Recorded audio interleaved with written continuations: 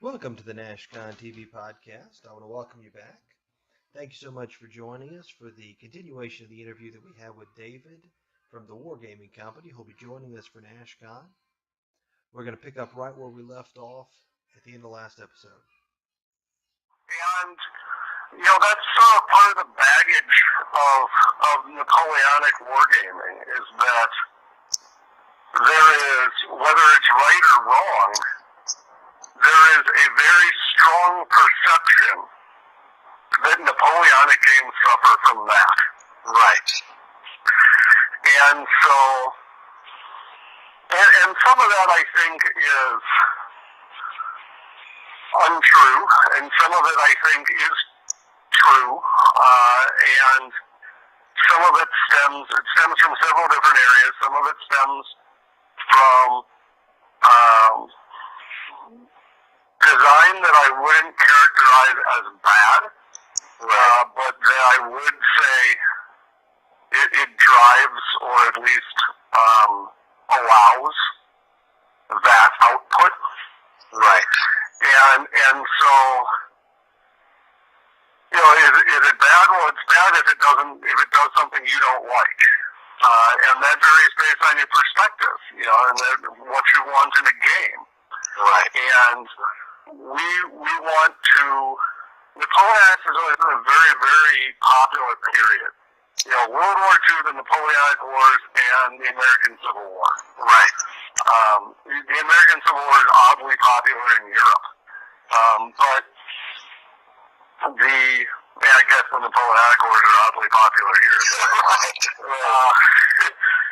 But the people's perception of how the games play doesn't have to be how they really do play. Right. We had a period of it's unfair, but I think of it as the bathtubing period of column, line, and square, and Bruce Quarry's rules, Right. and that sort of thing. And it was, well, if you're gonna play Borodino, it's impractical to have thousands upon thousands of miniatures, so we'll have every division represented by, 5 battalions, and we'll call that. Right. And that same period also gave us a somewhat slavish adherence to national characteristics, that Frenchmen somehow have a longer stride than Prussians, until the later period where the Prussians have discovered eugenics or something and grown longer legs. Right. Now they walk not quite as fast, but much closer. Right. Strange things out of that. And we went from that to Empire's period of dominance for the genre. And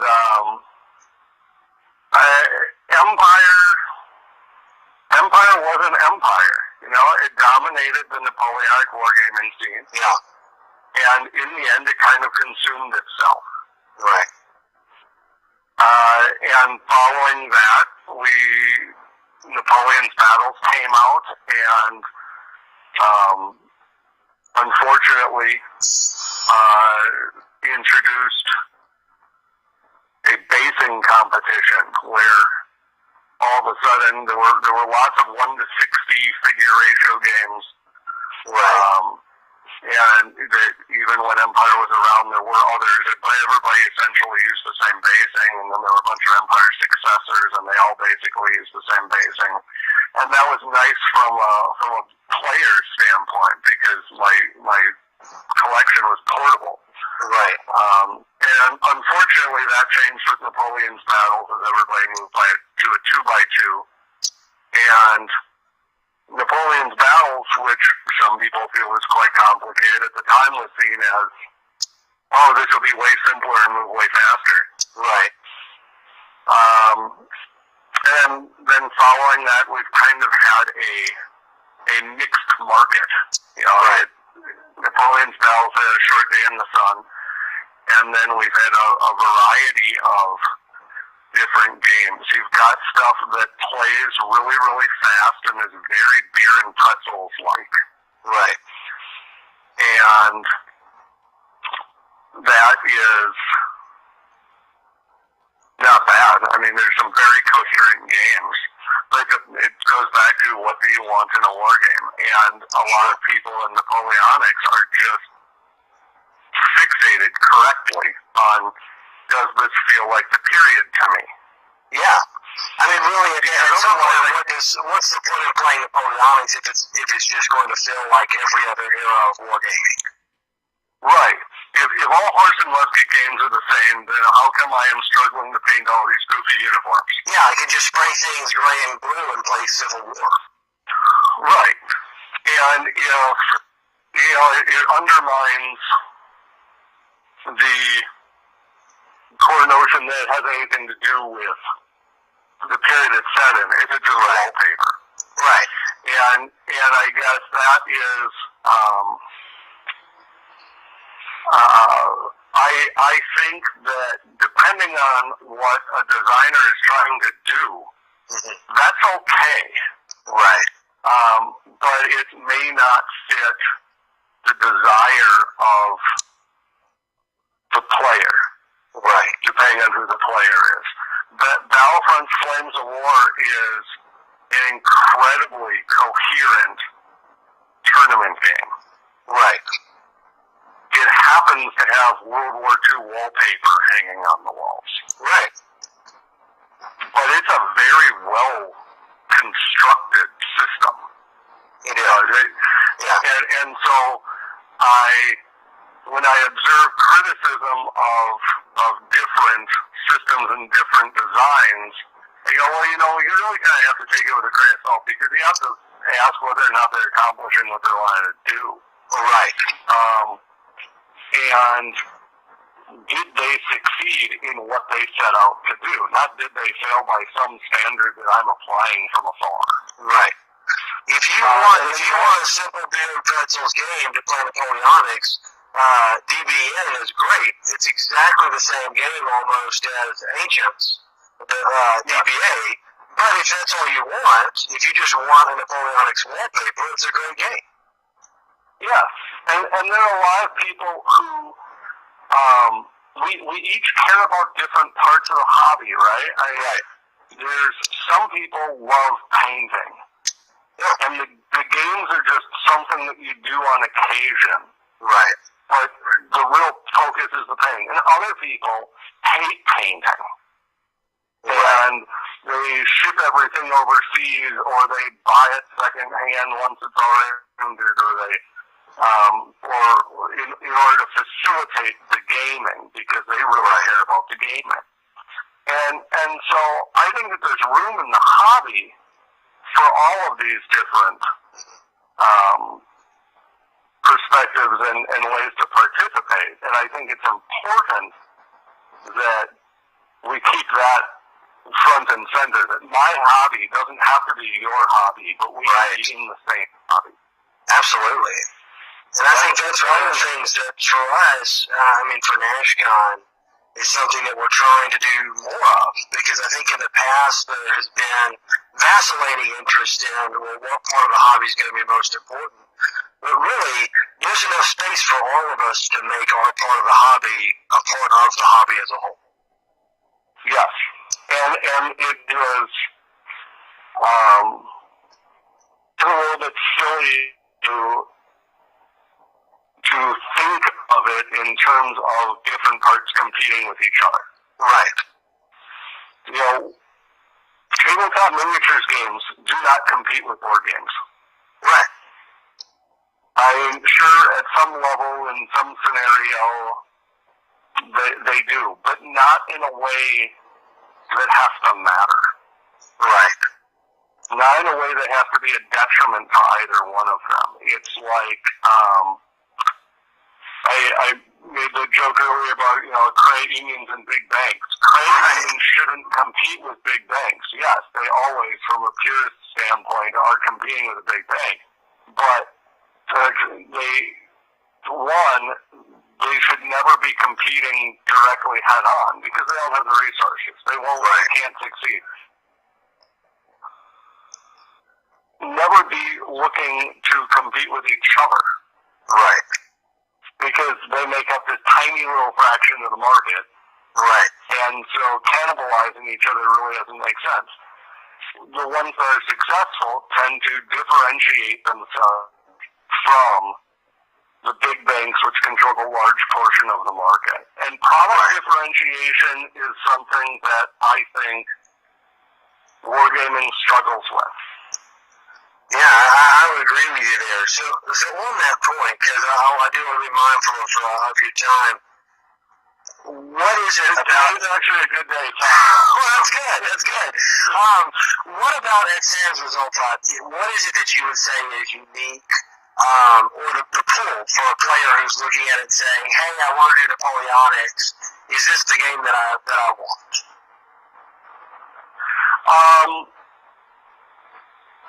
I'll answer that a couple of different ways. The first one is that I should hope it's the game that you're looking for. Sure. But if it's not,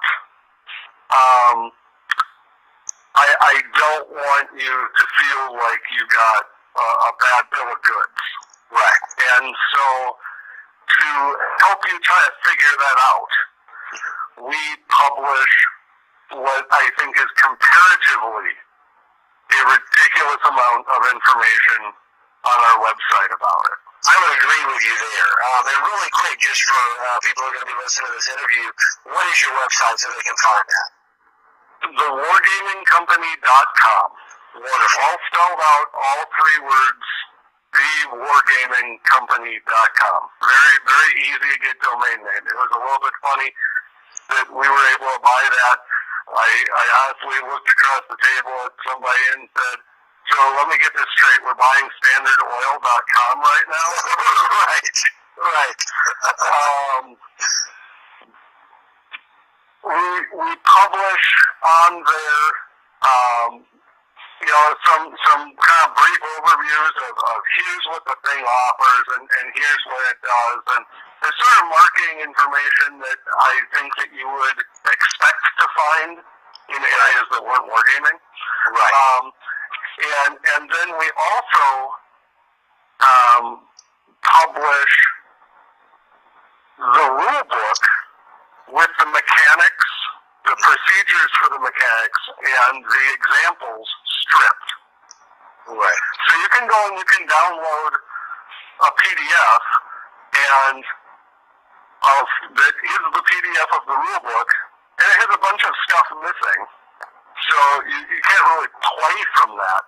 But if you had a copy of our rule book, and I had read what we published, one, I think I'd be able to know if I want to play, and two, I'd know when all the stuff happens, when I do what the concepts are, sequence of play.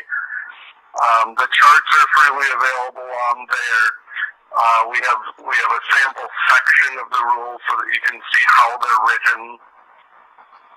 And so we try to facilitate people knowing whether or not this is what they want through means like that. And I would agree, having looked at the website, there really is an incredible amount of information about the rules on the website. I really think that you can look through that and buy it with confidence that you know what you're getting, without feeling like, I think a lot of wargaming companies, for whatever reason, don't seem to be very forthcoming with their intellectual property. And it makes it really hard. You kind of feel like you're just you're taking a gamble. I really don't feel that way with y'all at all. I feel like you very much know what you're getting ahead of time. Thank you. That is entirely the goal. I've looked at scenario book ads online, and they don't even tell you what scenarios are in the book. Right.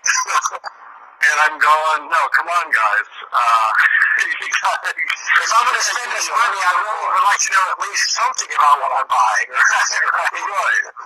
And so we recently revamped the site that the section for the campaign guides, which is what have I guess I didn't really speak much about this earlier, but so we have a rule set. It's a grand tactical rule set. It is not ESR. That sounds resultant, but I call it ESR because I don't expect everybody to pronounce French. Right. And it's catchy and it's quick and it's easy. It's a grand tactical rule set, and how does it differentiate from other things that say that they're grand tactical rule sets? Is that it's not just, oh, now I have brigades, but they still act like battalions. Right. Because that's a big killer in a game for me is, am I playing the same tactical game and I'm just calling the stuff different names? Right. Divisions function differently than brigades. Brigades function differently than battalions did. Right. When you have 700 men lined up and they get flanked by cavalry, the result from that is not the same as when you have 15,000 men lined up and the battalion on the end gets flanked by cavalry. Slightly different, right? I mean, if nothing else, there's the fact that the distance between the one flank and the other, you know, we're talking... Well, at least take a little longer, right? Right. And when you've got frontages that are a half a mile or a mile across for some deployments of large-scale formations, treating it like a tactical game gives you some really strange outcomes. Right. And so ESR was really written to be grand tactical. Okay. You have battalions on the... Yeah. Yes. You have... And it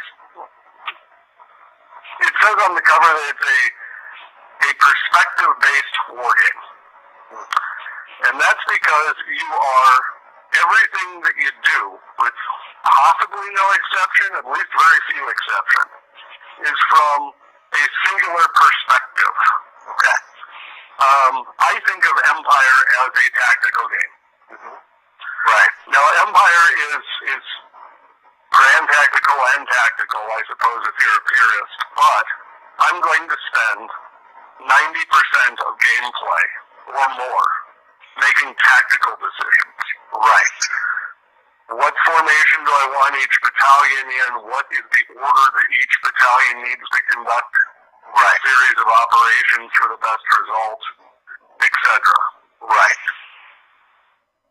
You can find examples of any general, a senior corps commander level general or army commander that you want, mixing and muddling around with some micromanagement. Right. You can do that. Sure. But they didn't do it every battle for every unit. Nor would they possibly have the time to. Correct. And so we simply said the decisions that fall notably below a corps commander, right? We're taking those away. Okay. So if you want to decide when your units shoot, then this would not be the game system for you. Right. If you want to decide the coordination of 30 to 40,000 troops on the battlefield, which looks like a big map laid out in front of you almost, right, then this is the game for you. Okay. And the game's core is really the command decisions. Combat is actually pretty beer and puzzles-like. You don't, because you're not really involved in resolving combat. Right. You're just computing outcomes. The decision was it the right time to commit those troops? Was it the right place to commit those troops? Right. How fatigued and disoriented and disorganized is my lead division, and do I need to commit supports, or do I actually need my supports to be a safety net? Right. Because this is going to break up. And where do I want to dedicate and commit assets like artillery? And so it's the biggest differentiation is what new players who are not new to Napoleonics find is that they have to forget, ignore, not worry about lots of things that they are used to having to worry about. Right. There was I don't think you would mind me repeating this. I heard through the grapevine that somebody was talking with Bill Gray, who wrote Age of Eagles, a very popular game, very successful game, and they asked him about, I want to say it was about musketry and why is musketry being represented in a game at the scale of Age of Eagles, because the scope of Age of Eagles is arguably similar to what we're doing. Sure. And the response I'm told, this is hearsay of course, but the response I'm told is that, well, you know, wargamers expect it. Right. And I'm not that, because I think that's a very realistic concern. We struggled with a lot of those concerns when designing ESR. Sure. And, you know, this is our second revision. We hedged more in our first revision. Yeah. It was kind of a market test to see whether or not we could put anything together. And it was oddly successful. It was a lot more successful than we thought it would be. We got a lot of positive feedback, far more so than we thought that I ever thought we would. And so at the second edition, I went, okay, this has made me brave. So we're going to double down on this notion, and what shouldn't be here? We're taking it to the cutting room. What things should really be out of the player's hands even more so? Right. And that's what led to the second edition. Other things that make it accessible, I think, are what differentiate it. It's very Sabo friendly. It's very, however your figure based friendly. You don't really you care the area that the battalion its footprint is. What's the area they control? Right. You don't care how many figures are there. You could use cardboard chits if you really wanted to. Right. I hope you don't want to, but you could. and that would be fine, and it would work, and it would function. You can play it at any ground scale that you please. We publish charts on our website, and you can buy them from us pre-printed at a variety of ground scales. We've got them standard and metric. Right. So that you can play with the collection that you've got on the table that you've got. Right. Because, you know, one of the things about war games that's a little bit odd is that you go, I'm going to write a 15 millimeter rule set. Yeah. And then you go, oh, okay. Well, I'm glad 15 millimeter is popular for now because Right. I just closed the door to everybody else. Right. Right. So I think those are the big differentiation factors for us. Our campaign guides, they're the scenarios and a campaign framework for chaining the scenarios together. Then include each a uniform guide that has plates for every unit that's featured in a scenario, so that you go, I want to run the Battle of Vertigen in 1805, and here's my order of battle, and these are the units that I need, and I flip to the back, and I've got musicians, I've got officers, I've got rank and file, I've got elites, and I can paint from those pages. Right. I've got everything in one place. So that's great. we're embracing the notion of kits.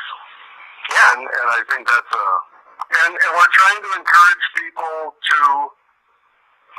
even if our rules are not for them, our campaign guides try to be.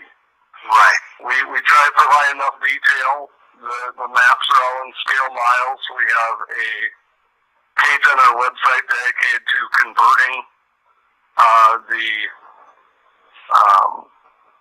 combat ratings and such to a variety of different popular rule sets. So if you go, I don't play ESR, I like Napoleon's battles, you go, okay, well, if it's rated as a 5 for ESR, then it should be rated as